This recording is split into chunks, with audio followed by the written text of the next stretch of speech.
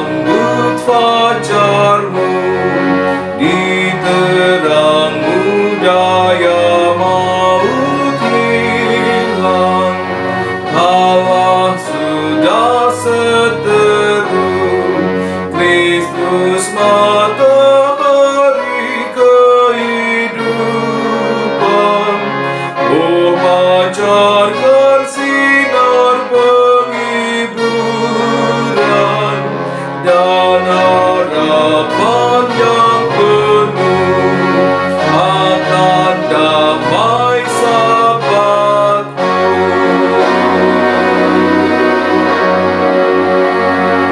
Shalom sahabat GKI Gunung Indah yang dikasihi Tuhan Yesus Kristus. Jumpa kembali di hari ini Jumat 4 Desember 2020 dalam Sapa Malam Gembala edisi ke-191, dan bersama kita mengawali dengan menyanyikan Kidung Jemaat 191, Hari Minggu, Hari Kebangkitan. Nah, perlu dicatat oleh sahabat GKI Gunung Indah, kenapa kita beribadah hari Minggu.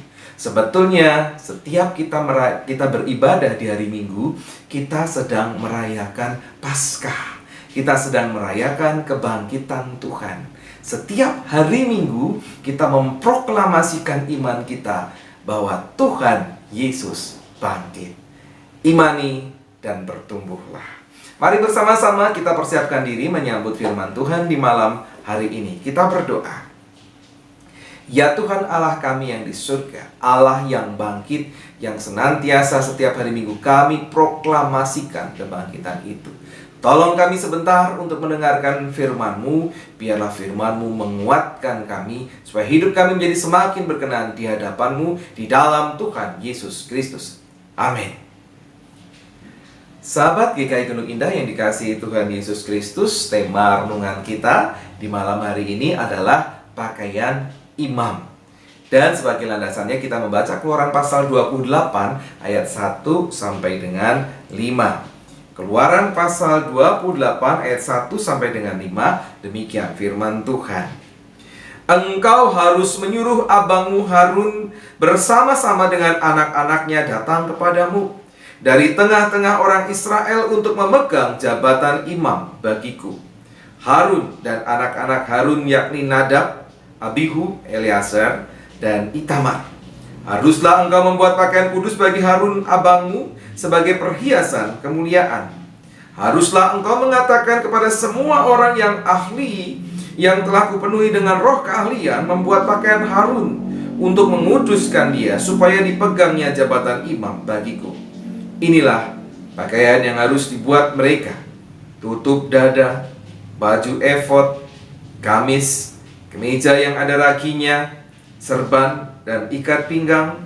Demikianlah mereka harus membuat pakaian kudus bagi Harun abangmu dan bagi anak-anaknya, supaya ia memegang jabatan imam bagiku.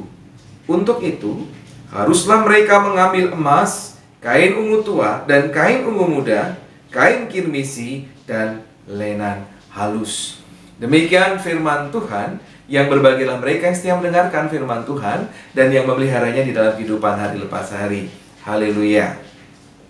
Sahabat GKI Gunung Indah yang dikasihi Tuhan Yesus Kristus, dalam minggu-minggu biasa di dalam ibadah, biasanya saya memakai hem hitam menggunakan kolar yang di sini ya, di leher ini kolar berwarna putih, kemudian celana hitam dan pakai jas hitam. Pendeta lain bisa memakai jas yang warnanya tidak selalu hitam. Dan di salah satu sisi terpasang pin salib kalau pin jas ya. Nah, baru ketika ada perayaan tertentu saya kemudian memakai jubah hitam berkolar putih dilengkapi dengan stola warna-warni. Nah, kita memasuki warna liturgis ungu ya. Kalau begitu pakai stola ungu sesuai kalender gerejawi dan juga kemudian berkalung salib.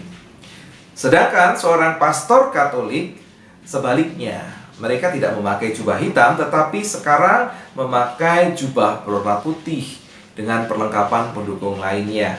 Yang ikut seperti itu Protestan adalah GPIB, jadi jubah mereka putih. Nah, ada agama-agama lain, mereka pun punya pakaian jabatan dari pemuka-pemuka agamanya, Dan itu berbeda-beda, maknanya juga berbeda-beda. Perlu saya ketahui ya, perlu saya beritahu bahwa kolar itu sebetulnya itu juga melambangkan sebuah rantai, bahwa kami sebagai pendeta itu terikat dalam janji kami kepada Tuhan Yesus Kristus. Kami dirantai dalam anugerah kasih Tuhan Yesus. Kami dirantai dalam jabatan kami sebagai pendeta yang harus menjadi pelayan. Nah, bagaimana dengan imam Yahudi? Imam Yahudi mempunyai pakaian jabatan yang cukup rumit.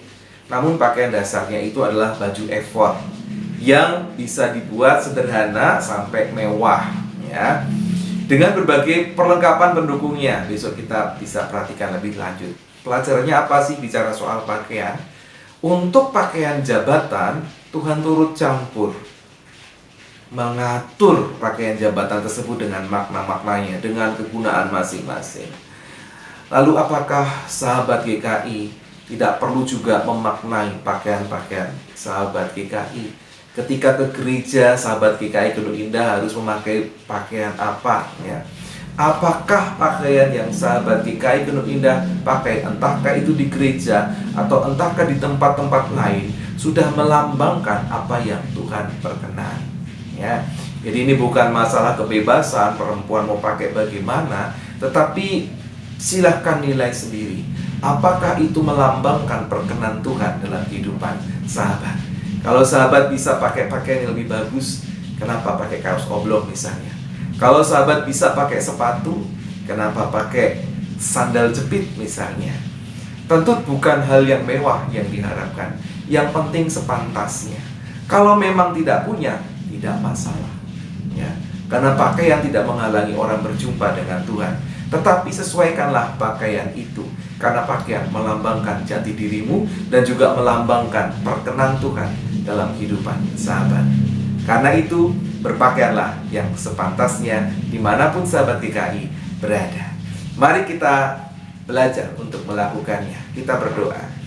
Ya Tuhan Allah kami yang di surga, pakaian atau ageman dalam bahasa Jawa itu adalah sesuatu yang kami pakai dan kemudian menunjukkan jati diri kami.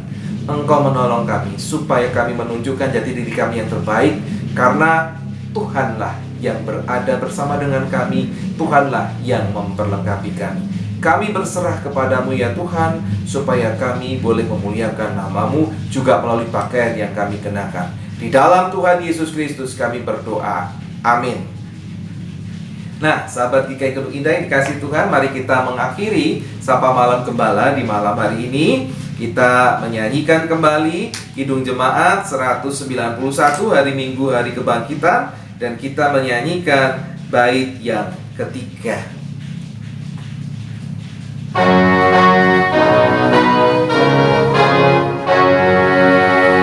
Hidup mati kami mengalami perlindungan-Mu tetap. Nanti gurun dunia dijalani, masa duka pun genap. Sungguh indah hari perhentian,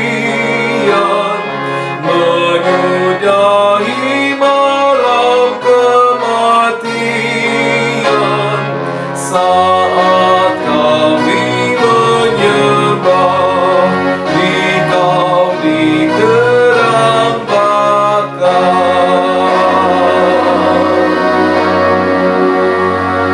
Sampai jumpa kembali di esok hari, sahabat GKI Kedung Indah yang dikasihi Tuhan. Tuhan Yesus memberkati saudara.